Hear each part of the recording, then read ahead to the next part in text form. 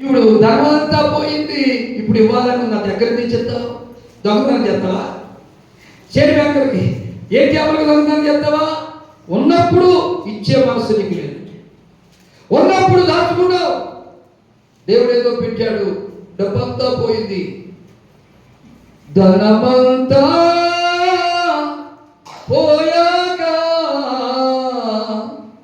అయ్యగారు డబ్బుంటే మా దగ్గర డబ్బుంటి ఈ కిటికీలన్నీ పెట్టి చెప్తా,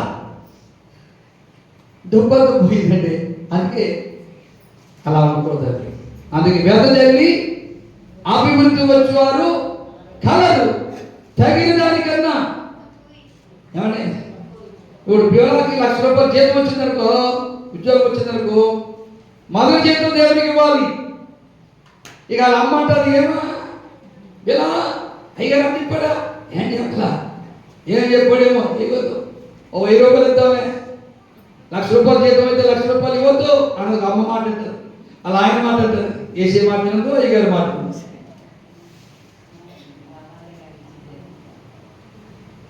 పార్వతం చెప్తుంది వెనకాలండి.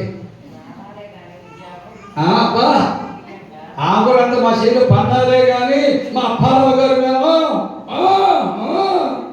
4 దాసికాయలు, 4 బీరకాయలు, 4 వంకాయలు అయిపోయిందంతే. కూరగాయలు పంట వేసినప్పుడు, కూరగాయలు అమ్మినప్పుడు ఎన్ని ₹1,000 వచ్చినాయి, అన్ని ₹1,000 ఇప్పుడు దశభాగం తీసాము.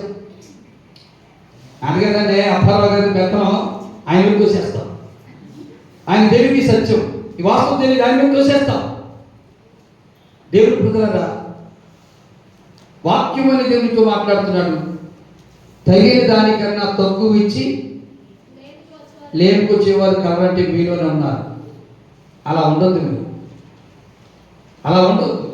ఎందుకు తక్కువ, ఎందుకు లేపుకొస్తున్నారంటే దేవునికి ఇవ్వక, దేవునికి ఇవ్వక, దేవుడు ఇవ్వన్నది ఇవ్వక, చేయమన్నది చేయక ఏ పని కావట్లేదు. మనం సంవత్సరం అంతా పల్లెకి వెళ్ళామే, మరి క్రిస్మస్ పండుగ వచ్చింది,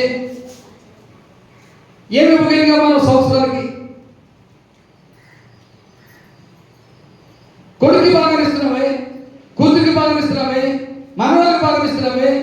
అలా నేను కాపాడతారా? అలా నేను రక్షిస్తారా? అలా నీకు ఆరోగ్యం ఇస్తారా? అలా నిన్ను నిత్య జీవనం నడిపిస్తారా? చెప్పండి, లేదే.